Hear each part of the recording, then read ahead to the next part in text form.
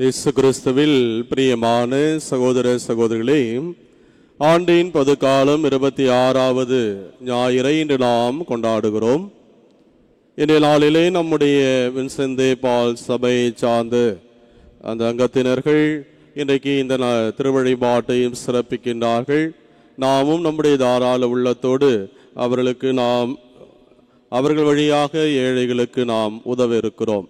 இந்த அருமையான நாளிலே இன்றைய இறைவார்த்தை பகுதி நமக்கு சொல்லக்கூடிய செய்தி என்ன என்று நாம் சிந்திக்கிற வேளையில், ஆண்டவர் நமக்கு கொடுத்திருக்கூடிய அந்த நற்கொடைகளை நாம் நல்ல விதமாக பயன்படுத்த வேண்டும். அதுதான் இன்றைய இறை வார்த்தை 3 வாசகங்களுடைய மையமான ஒரு செய்தியாக இருக்கிறது. அழகா கிராமத்தில் ஒரு பழமொழி சொல்லுவாங்க, கொல்லிக்கட்டையால தலையை சொரிஞ்ச மாதிரி. முதல்ல இங்கே இருக்கிற பிள்ளைங்களுக்கெல்லாம் கொல்லிக்கட்டைனா என்னன்னு தெரியுமான்னு தெரியல. கொல்லிக்கட்டைனா என்னன்னு தெரியுமா?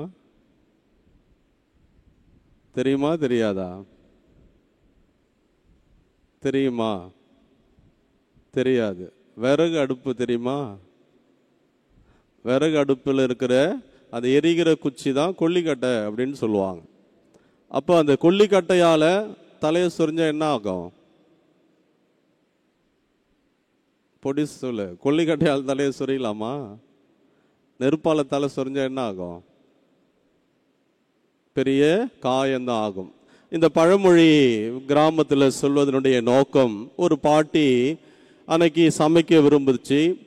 அடுப்பில் என்னென்ன வீட்டில் இருக்குது என்று பார்க்கும்போது அரிசி பருப்பு எல்லாமே இருந்தது, விறகு கூட இருந்தது.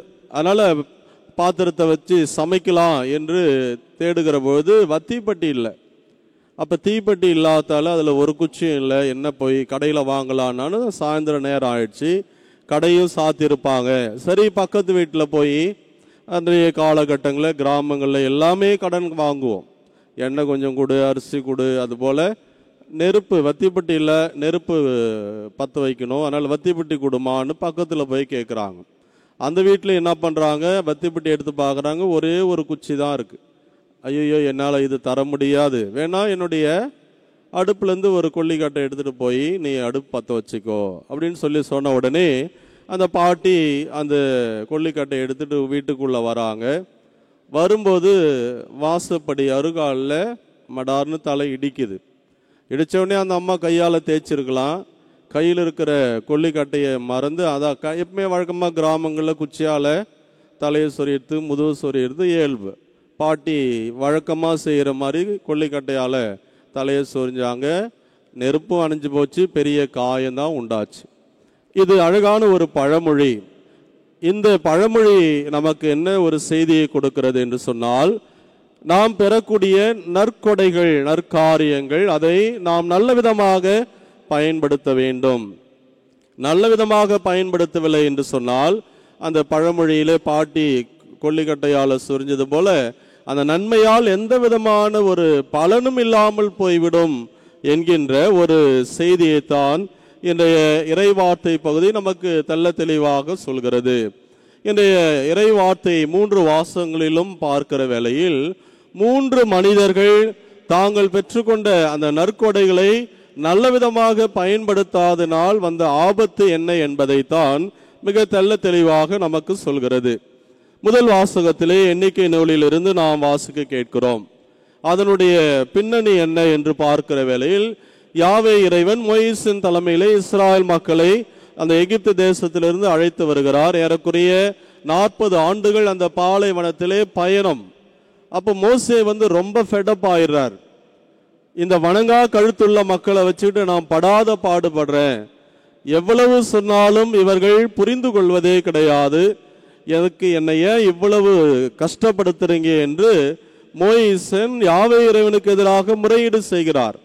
சரி, கவலைப்படாதப்பா, உனக்காக நான் ஒரு டீம் ஃபார்ம் பண்றேன், நீ ஒண்டியா இவ்வளவு மக்களை வழிநடத்துவது என்பது உனக்கு சிரமமாக இருக்கிறது. சரி, கவலைப்படாதே, 70 நபர்களை நீ தேர்ந்தெடு, அந்த 70 பேருக்கும் உன்னிடம் இருக்கக்கூடிய ஆவியை எடுத்து நான் அவர்களுக்கு கொடுக்கிறேன், அவர்கள் உனக்கு ஒரு பெரிய உதவியாக ஏன் என்று சொன்னால் அதிகார பகிர்வு இருக்கிற வேளையிலே அந்த பணிகள் மிக சிறப்பாக செய்வதற்கு உதவியாக இருக்கும் என்று சொல்லிதான் யாவே இறைவன் 70 பேரை நியமித்து அந்த 70 பேரையும் கூடாரத்திலே ஒன்று கூடுமாறு அழைக்கிறார். அவ்வாறு கூடாரத்தில் இருக்கிற போது மோசேயிடமிருந்த அந்த ஆவியை எடுத்து அங்கு 70 நபர்களுக்கு கொடுக்கப்படுகிறது. எல்லாருமே இறைவாக்கினர்களாக மாறுகிறார்கள். ஆனா இங்க என்ன பிரச்சனை அப்படின்னா, எல்தாது மேதாது என்ற 2 பேர் அந்த கூடாரத்துக்குள்ள வரல. நேம் லிஸ்ட் அவங்க பெயரெல்லாம் இருக்குது, ஆனால் கூடாரத்துக்குள் வராமல் அவர்கள் வெளியிலே இருக்கிறார்கள். அப்பொழுது அந்த ஆவியானவர் இறங்கி வருகிற போது வெளியில் இருக்கக்கூடிய அந்த எல்தாது மேதாது என்ற அந்த 2 பேருக்குமே அதே ஆவி இறங்குகிறது. அவர்கள் அங்கு இறைவாக்கு உரைக்க ஆரம்பிக்கிறார்கள். அப்போ அங்கிருந்து ஒரு மனிதர் ஓடி வருகிறார். ஓடி வந்து இதோ எல்தாதும் மேதாதும் இறைவாக்கு உரைத்து கொண்டிருக்கிறார்கள் என்று சொன்னபோது யோசுவா அங்கே கோபப்படுகிறார். இது என்ன, நேம் லிஸ்ட் பிரகாரம் அவங்க உள்ள வரவும் கிடையாது, ஆனா அவங்க எப்படி இறைவாக்கு அறிவிக்க முடியும்? மோசேயினிடத்திலே அதை நிறுத்து என்று சொல்லி யோசுவா அங்கே ஒரு முறையீடு செய்வதைத்தான் இன்றைய முதல் வாசகம் தெளிவுபடுத்துகிறது. அன்பார்ந்தவர்களே, இந்த யோசுவாவினுடைய ஆதங்கம் என்ன? எல்லாரும் கூடாரத்துக்குள் இருக்கணும், தேர்ந்தெடுக்கப்பட்டு இருந்தாலும் அவருடைய பெயர் இருந்தாலும் கூட அவர்கள் உள்ளே வரவில்லை. அவர்களுக்கு ஏன் இறைவாக்கு உரைக்கின்ற அந்த பணி கொடுக்கப்படுகிறது? எதற்காக ஆவியானவர் அவர்கள் மீதும் இறங்கினார் என்கின்ற ஒரு ஆதங்கம், பொறாமை இங்கு யோசுவாவின் இடத்திலே இருப்பதைத்தான் முதல் வாசகத்திலே நாம் பார்க்கிறோம். அப்பொழுது மோசே அவரை சமாதானப்படுத்துகிற ஒரு சூழலை இன்றைய முதல் வாசகம் மிக தெளிவாக சொல்கிறது. இரண்டாவது வாசகத்திற்கு வருகிற வேளையிலே திருத்தூதர் யாக்கோப்பு எழுதிய திருமுகத்திலிருந்து நாம் பார்க்கிறோம். செல்வந்தர்கள் நிறைய சம்பாதிக்கிறார்கள், பணம் பொருள் ஏராளமாக இருக்கிறது, தன்னிறைவோடு மகிழ்ச்சியோடு வாழ்கிறார்கள், நல்லதுதான், எந்த விதமான குறை கிடையாது.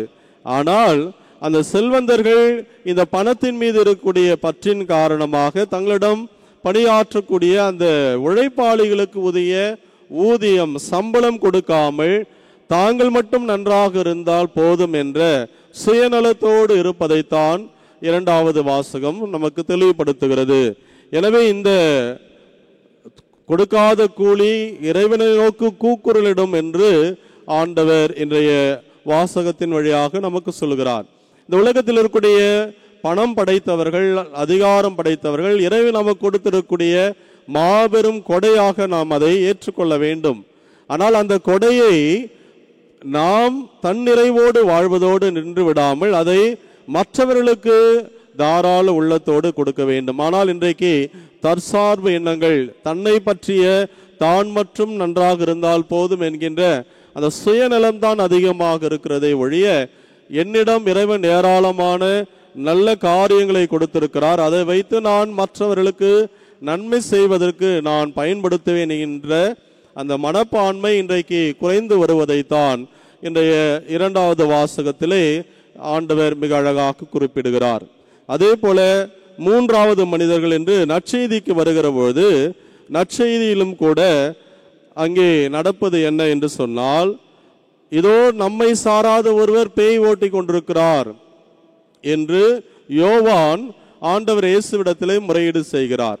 நான் நம்முடைய சீடரும் கிடையாது, யாரும் கிடையாது, ஆனால் உங்கள் பெயரால் அவர்கள் பேய் ஓட்டுவதை நாங்கள் தடுத்து விட்டோம் என்று யோவான் சொன்னபோது ஆண்டவர் இயேசு அவரை கடிந்து கொள்கிறார். நீ ஏன் தடுக்கிறாய்? நமக்கு நம் பெயரால் பணியாற்றக்கூடியவரோ நமக்கு எதிராக என்றைக்கும் போவது கிடையாது என்று சொல்லி யோவானை ஆண்டவர் இயேசு அங்கே சமாதானப்படுத்துவதை நற்செய்தி சொல்லுகிறது. ஆக இந்த மூன்று வாசகங்களிலும் பார்க்கிற வேளையிலே மூன்று வகையான மனிதர்கள் தாங்கள் பெற்றுக்கொண்ட அந்த நன்மைகளை அதை வைத்து நல்ல காரியங்களை செய்வதை விட அவர்களுடைய அந்த எண்ணம் நான் மட்டும் நன்றாக இருந்தால் போதும், பெயர் புகழ் எல்லாமே எனக்கு மட்டும்தான் என்று ஒரு சுயநல போக்கோடு குறுகிய வட்டத்திலே தங்களுடைய வாழ்க்கையை அவர்கள் அமைத்துக் கொள்கிறார்கள். ஆனால் இந்த மூன்று வாசங்களிலே மூன்று வகையான மனிதர்களிடமிருந்து நாம் கற்றுக்கொள்ளக்கூடிய செய்தி அல்லது நாம் பெற்றுக்கொள்ளக்கூடிய பாடம் முதலாவது நாம் பெருந்தன்மையோடு இருக்க வேண்டும், தாராள உள்ளத்தோடு இருக்க வேண்டும். எனவே தான் அங்கே மோயிசன் யோசுவாவிடத்திலே கோபப்பட்டு, இல்லை, எல்லாருக்கும் இறைவனுடைய அருள் கொடுக்கப்படுகிற பொழுது அவரவர்கள் அவர்களுடைய பணியை செய்யட்டும், நீ அதற்கு இடையூறாக இருக்க வேண்டாம் என்று சொல்கிறார். அதே போல ஆண்டவர் இயேசுவும் யோவானை கடிந்து கொண்டு, நீ பரந்த உள்ளத்தோடு இருக்க பழகிக்கொள், நம்மை விட்டு வெளியில் இருந்தாலும் அங்கு நல்ல காரியங்கள் நடப்பது நம் பெயரால் இறைவன் அங்கே மாட்சிமைப்படுத்தப்படுகிற பொழுது அதற்கு இடையூறாக இருக்காதே என்ற ஒரு செய்தியை நமக்கு கொடுக்கிறார். எனவே அந்த பெருந்தன்மை அல்லது தாராள விதமான குணத்தை நாம் கற்றுக்கொள்ள வேண்டும். இரண்டாவது, இந்த பொறாமை குணத்தை நாம் விட்டுவிட வேண்டும். இன்றைக்கு பல நேரத்திலே இந்த பொறாமை என்பது எப்படி வருகிறது? நாம் அடுத்தவர்களோடு நம்மை ஒப்பீடு செய்கிற போதுதான். நான் மட்டும் தனியாக ஒரு இடத்திலே வாழ்கிற வேளையில் கண்டிப்பாக என்னிடம் என்ன இருக்கிறதோ அதை வைத்து மனநிறைவோடு தான் வாழ்வேன். ஆனால் எப்பொழுது நான் அடுத்தவர்களோடு என்னை ஒப்பீடு செய்து, எனக்கு இவ்வாறு இருக்கிறது, அவர்களுக்கு மட்டும் ஏன் அது, அல்லது எனக்கு கொடுக்கப்பட்டது மற்றவர்களுக்கும் கொடுக்கப்பட்டால் அவர்களுக்கு ஏன் அவ்வாறு கொடுக்கப்படுகிறது என்கின்ற ஒரு ஆதங்கம், பொறாமை நமக்கு அதிகமாக இருக்கிறது. அதனால்தான் அந்த ஓமையிலே கூட கடைசி நேரத்திலே வேலைக்கு அமர்த்தப்பட்ட அந்த பணியாளருக்கு 1 தினாரையும் கொடுத்த போது முதலில் வந்தவர்கள் அங்கே வேதனைப்படுகிறார்கள். அவருடைய மனப்பான்மை என்ன? அவர்களுக்கு என்ன கொடுக்கப்பட வேண்டும் என்று பேசப்பட்டதோ அந்த டியூ கரெக்டாக கொடுக்கப்படுகிறது. ஆனாலும் நான் இப்படி இருக்கிற வேலையை என்னோடு அவர்களை ஒப்பீடு செய்து விட்டார்களே, எனக்கு இன்னும் அதிகமாக கிடைக்கும் என்று எதிர்பார்த்தேன் என்கின்ற ஒரு எதிர்பார்ப்பு அங்கு பொறாமையை உண்டு பண்ணுகிறது. எனவே அவர்கள் இருப்பதை கொண்டு மனநிறைவோடு வாழ முடியாமல் ஆதங்கத்திலும் ஆத்திரத்திலும் அவர்கள் இருக்கிறார்கள். எனவேதான் அந்த தலைவர் சொல்வார், நான் நல்லவனாய் இருப்பதால் உனக்கு பொறாமையா? இறைவனுடைய பார்வையிலே நாம் எல்லாருமே அழைக்கப்பட்டிருக்கிறோம். எனவே அழைக்கப்பட்ட இறைவன் முன்னால் அவர் யாருக்கு எதை கொடுக்க வேண்டும் என்று விரும்புகிறார்களோ, யாருக்கு வேண்டுமானாலும் அவர் மனநிறைவோடு கொடுக்கலாம். ஆனால் அடுத்தவர்களை பார்த்து நாம் பொறாமைப்படுகிற வேளையிலே கண்டிப்பாக நம்முடைய மகிழ்ச்சி அங்கு காணாமல் போகும் என்பதுதான் அந்த ஓமை நமக்கு சொல்லக்கூடிய செய்தி. இன்றைய இறைவார்த்தை பகுதியும் நமக்கு கொடுக்கிற செய்தியும் அதுதான். எனவே தாராள உள்ளத்தை, எல்லாரையும் ஏற்றுக்கொள்ளக்கூடிய மனப்பான்மையை நாம் பெற்றுக்கொள்ள வேண்டும்.